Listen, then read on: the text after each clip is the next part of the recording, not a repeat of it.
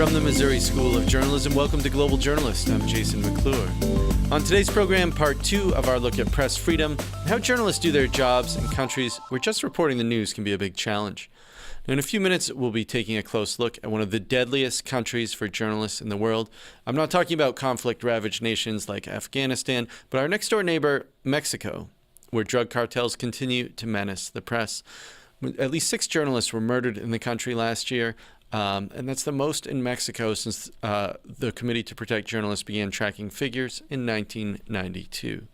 Now, for more on the challenges of journalism there, we'll be hearing from a reporter who covers the intersection of politics and business for a Mexican digital news startup.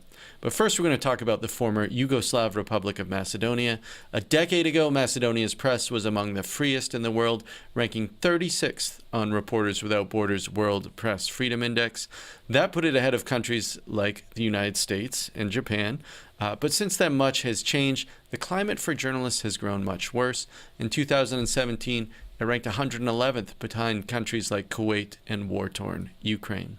Joining us in studio to talk about that change, as well as his work in Macedonia, is Kranar Sadiku. He's the founder of VFV Media, a company that operates the news sites medial.mk and post.mk. He's visiting the U.S. on a fellowship from the Alfred Friendly Press Partners. Kranar, welcome.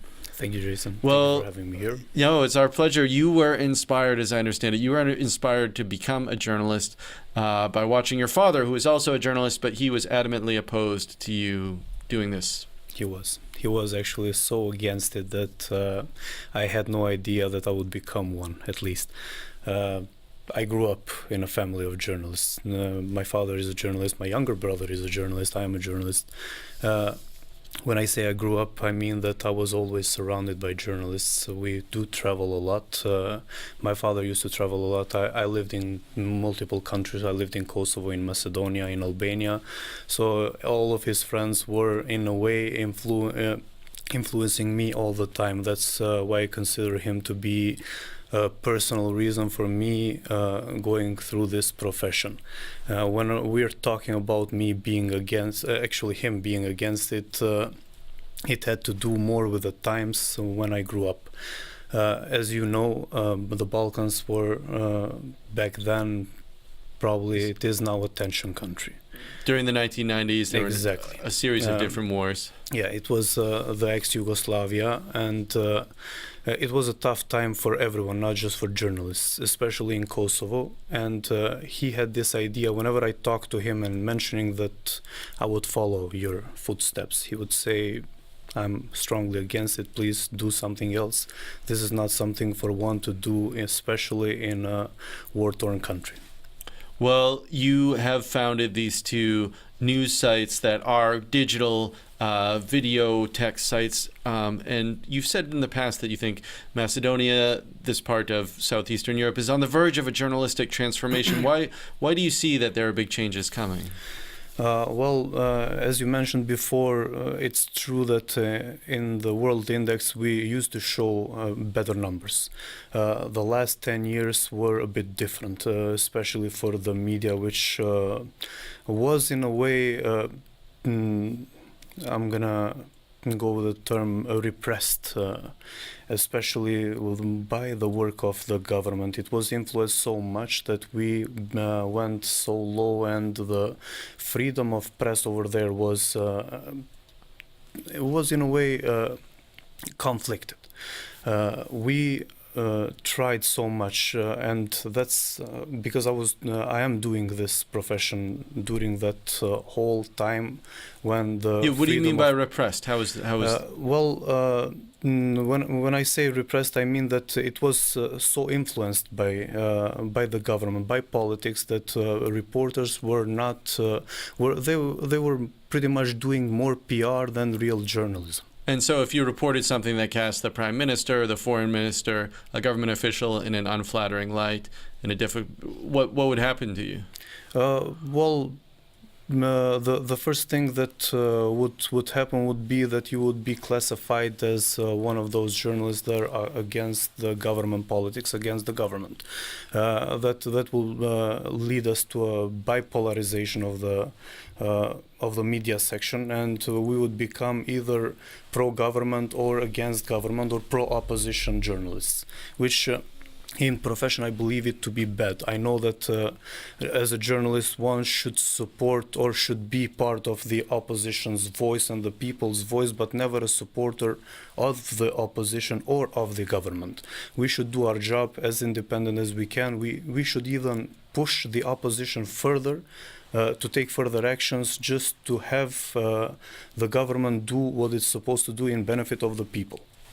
And one of the issues also in Macedonia, I understand, is that there is some influence of organized crime within the country, and that affects how journalists and reporters do their jobs. Talk to us about that. Unfortunately, we do have threats, especially as journalists, and it has been not unusual in our country to have something like that. But up to a certain point, those threats do remain as words, and I believe that we should not take or consider them as something serious, although it is serious, but we should have the institutions fight our fights instead of us as journalists fight with organized crime. Well, when you were younger, I understand, you were at a student protest and you witnessed someone commit suicide during the protest, and this inspired you to start asking questions about some of the problems the country was facing. How did that impact you? How did that impact your career? Just a slight correction. The person that committed suicide, he committed suicide in his home. I wasn't actual witness to that happening, but it is a close neighbor of mine. And the situation was during the 90s and this happened in Kosovo, in Gjilan. Back then the youth were fighting for one thing, which was very important for them then, and it is now. It was education. Now the problem was that the regime back then, they weren't allowing the population, especially the young people, to follow their dream of having good education. I'm talking about high schools, not higher education.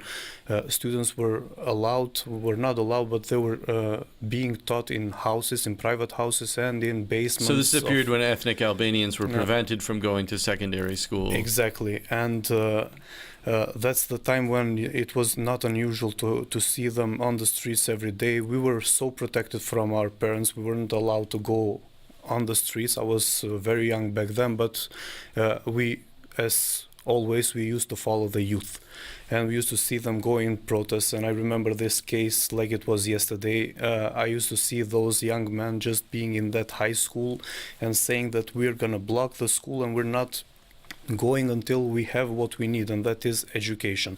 After a certain point, the police had them expelled from over there, and they were requesting them one by one in their houses as organizers of protesters. Now, the bad situation in this case is that some of them, now especially this neighbor of mine, he had that feeling that it is safer to be dead in this case than in the hands of the police at that time, the regime, which would mean that he would have to give up the names of each one of the organizers of that protest. And this is one of those cases that had influenced me, because I always wonder whether this would have happened if we as journalists would have covered this event or events such as this even more, remembering that 8 years later there was a war breakage over there, and that war was covered by international journalists. Now imagine that situation and do a parallel with the previous one. If there was no coverage of the war in Kosovo, what would have been done? Probably nothing. Well, one of the issues that you talk about with respect to the media in Macedonia is that you mentioned that it has become very polarized, and that there's media which is strongly pro-government and media which is strongly anti-government. Talk to us about how that affects society, how it affects the news. Well, I believe that what the byproduct of all that situation is a society which is, in strong words, confused. We are more influencing their opinion than we're delivering news to them. And when I say this is because... if you would just give us an example of like what a story would be that the media would cover in different ways. I'll get to that, but before that I would like to mention that when I say bipolarized, I'm talking about organizations of media, of course. We have institutions who do protect us, like unions and organizations of journalists. And when I say that we have them, we have both of them. We have one which is pro-government, one which is pro-opposition. So we have a parallel organization of every organization of the journalists in our country. And they don't work together? They don't work together. They try, I guess, but I don't see that happening. When you were mentioning about a case, I will go back to the previous government. Whenever, let's say, for example, if we had a foreign investor coming to our country, which was considered as a great thing because it is an investment after all. Most of the media will cover it as okay, we're bringing new investments in our country, but no one, or at least just a small part of the media, will talk about the unemployment in our country. Let's consider it. Let's consider the bigger issue in this situation. So we were. And I'm gonna say me also. I'm gonna generalize in this situation. We were doing more PR than we were doing journalism. And that's one thing that I'm against, and that's why I started my new organization, which actually I'm going to announce it now. I'm going to do a new online media in my country, and I hope that it will be as I started, and it will be with my goals that I had to have independent journalism in it, not something that will be influenced or not PR at least. Well, Krinar Sadiku, thank you so much for joining us. Thank you. A reminder that you're tuned in to Global Journalist. I'm Jason McClure. On today's program, we're continuing our focus on international press freedom and how journalists do their job in different countries. If you're interested in more Global Journalists, check us out online at globaljournalist.org. There you can find our archives and additional coverage of underreported international news and human rights issues. You can also like us on Facebook, where we live stream, follow us on Twitter, subscribe to the podcast on iTunes, or see our videocast on YouTube. We just spoke with the Macedonian journalist Krinar Sadiku about the deterioration of that country's media landscape in recent years. Now we're going to turn our attention to Mexico, a country that continues to face violence from drug cartels, where at least 6 journalists were murdered last year, according to the Committee to Protect Journalists. Here to tell us more about how journalists work in this environment is Juan Luis Garcia. He's a reporter based in Mexico City for the digital news site Sin Embargo. This is one of Mexico's more successful online news startups. Garcia is visiting the U.S. on a fellowship from the Alfred Friendly Press Partners. Juan, welcome. Thank you for inviting me here today. I'm very excited to talk about the situation in Mexico. Well, it's wonderful to have you here. I did want to start out actually by asking you about a couple of articles that you had written. You did an in-depth article on fracking in Mexico, a data-driven story. Talk to us just a little bit about how that is an issue there. Yeah, well, actually, we have the influence of Texas in Mexico. There are a lot of techniques that we are starting to apply in Mexico. Well, fracking has been in the country probably the last 20 years, but it has been increasing, and the techniques have been changing since then. So there is a problem because the government is not as open with this kind of information. It's very difficult to know exactly the places where the fracking is, but we had the chance to get this database. We have a really good sunshine law in Mexico, so we were able to get some information from the state company of oil, which is called Pemex, and we got a result that we didn't know before. Like there are at least 3,016 places where we apply fracking techniques.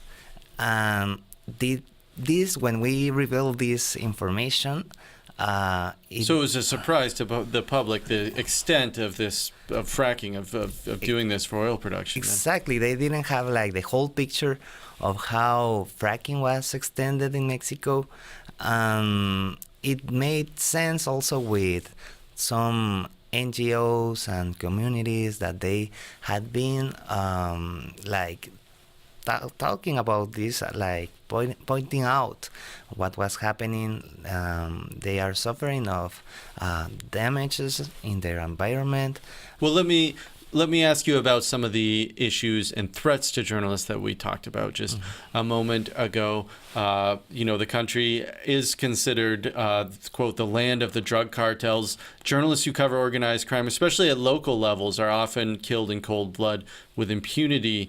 How do reporters stay safe? What's the nature of these threats? How do people experience them? Yeah, I mean, at local levels, it is more dangerous to do journalism in Mexico, but I also would say that nobody is like, nobody can be safe really doing journalism in Mexico. This is a situation that takes us like all the journalists in. Yeah, I guess it is complicated when you are especially doing stories that imply the ties, or that reveal the ties between local authorities and the crime. So, for example... So when you're investigating like the links between criminal networks, organized crime, and state governors or municipal mayors, things like this, these are particularly sensitive stories. Particularly sensitive, exactly. Mainly because there is not like the critics are not well received by the authorities in Mexico, and also it's not only that there are ties between authorities and crime. Sometimes it is the crime who has achieved the power. So criminals actually win office and win election to office? Yeah. Well, can you give us an example from your experience as to when you felt threatened? Yes. Well, in my own experience, I have covered some drug issues also in Mexico City, where Sin Embargo is based. So yeah, it has been complicated. We have in the city the law changed just recently, so we have several mayors, let's say, inside the city.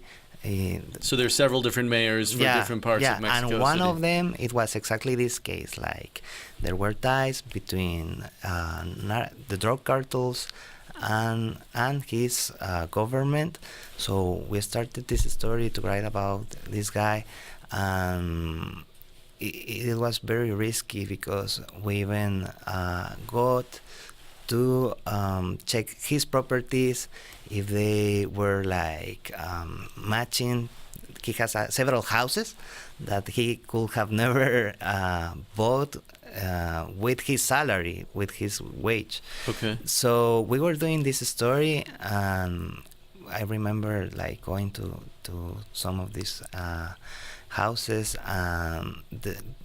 where there was no one, not even, I mean, the case, it was starting to be published on the media, but there was any law enforcement or police in these houses, of course, but us as a journalist had to go there and write about this story. But these houses were also protected by the people of the mayor. So okay, so the mayor had his own security forces then around these large houses that he never could have afforded to purchase on his own, on his public salary. So you knew this was fishy. Yeah, so we had, in a way, to deal... So you're trying to report this, you're trying to expose this. Exactly, and we, in some point, we have to face with the people of the mayor, and they were very aggressive against the reporters. and asking us questions about why, like, we were there, you know. So what happened? Did you report on this news, or did you feel like, you know what, maybe I want to wake up tomorrow and eat my breakfast instead of feel under threat? Yeah, I mean, I'm saying this because it is often to report in an aggressive environment. I wouldn't say that it didn't happen anything more.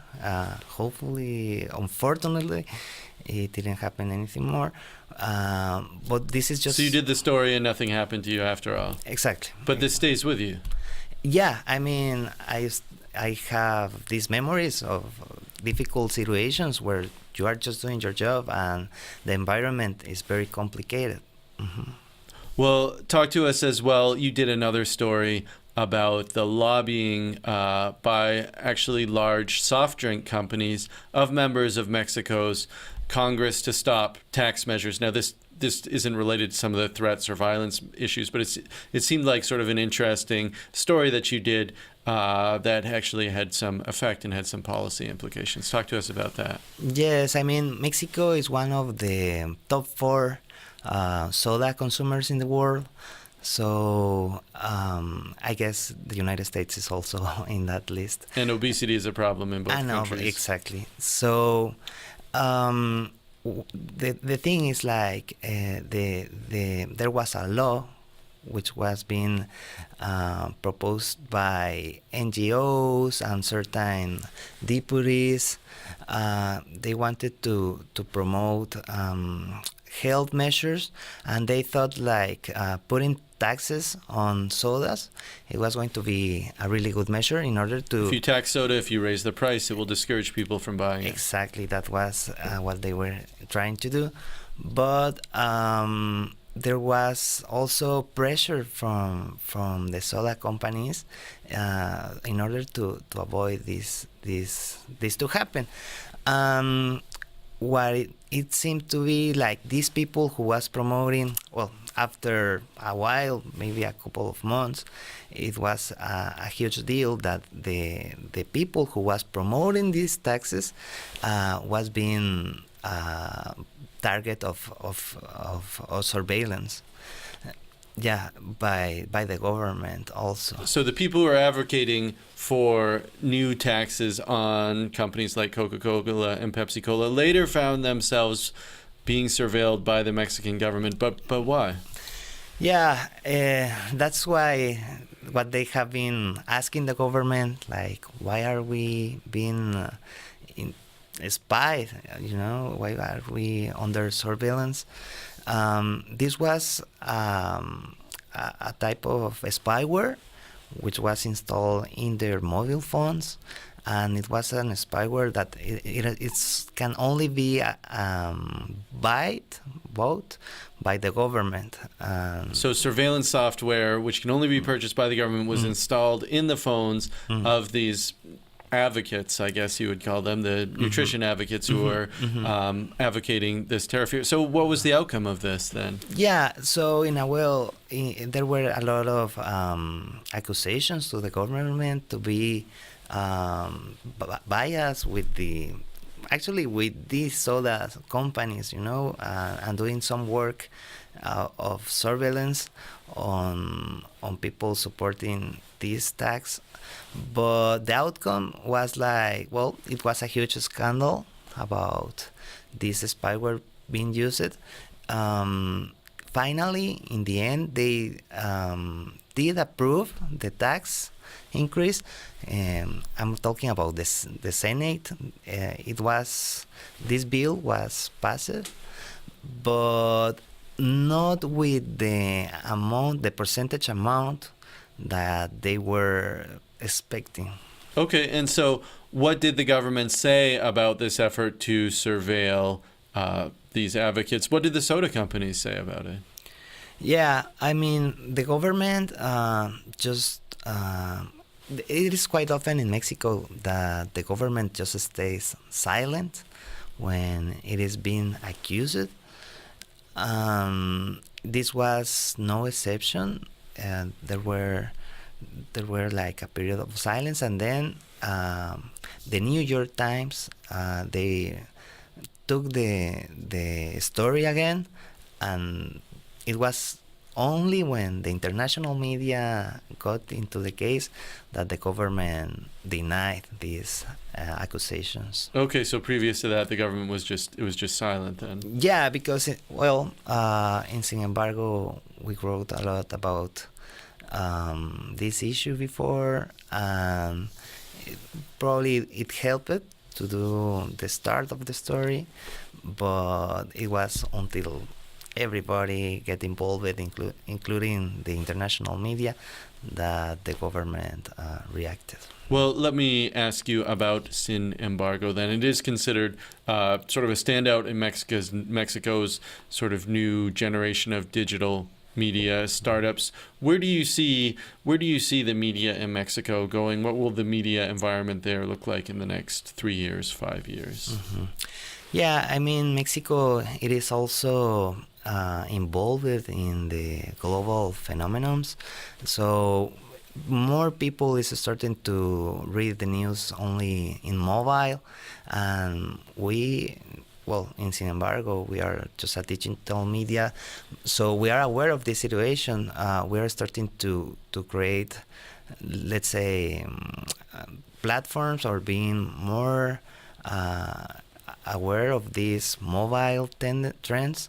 So we prepare our visual news, and also sometimes the way we are telling the story to be better, to be easier to be read on a mobile.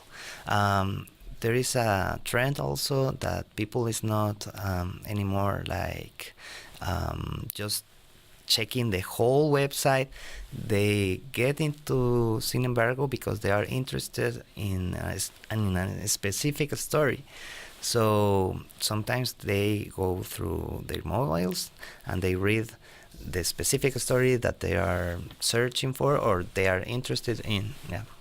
Well, our time does grow short here, but I want to ask you, you will be working for the Miami Herald, for the Texas Tribune for the next several months as part of your fellowship here. What do you hope to bring back to Mexico with you as a result of your time here? Yeah, I mean, both are great medias. This is going to be like my first time in writing, because in the Miami Herald I will have the chance to write stories in English and in Spanish, so it's going to be a very interesting experience for me. I hope to learn better techniques to tell stories, and in a way, once back home, create some sort of change in the impact that we can have with our stories, especially about crime and security rates, because it's one of the main issues right now in home in Mexico. Well, we're out of time for this edition of Global Journalist, a production of the Reynolds Journalism Institute at the Missouri School of Journalism and KBIA, Mid-Missouri Public Radio. Many thanks to Krenar Sadiku and Juan Luis Garcias, as well as the Alfred Friendly Press Partners program. Our producer this week is Rachel Foster Gimbel, with visual editor Jiwan Choi. Aaron Hay is audio engineer, and Travis McMillan is our director. For all of us at Global Journalist, I'm Jason McClure. Thanks for tuning in.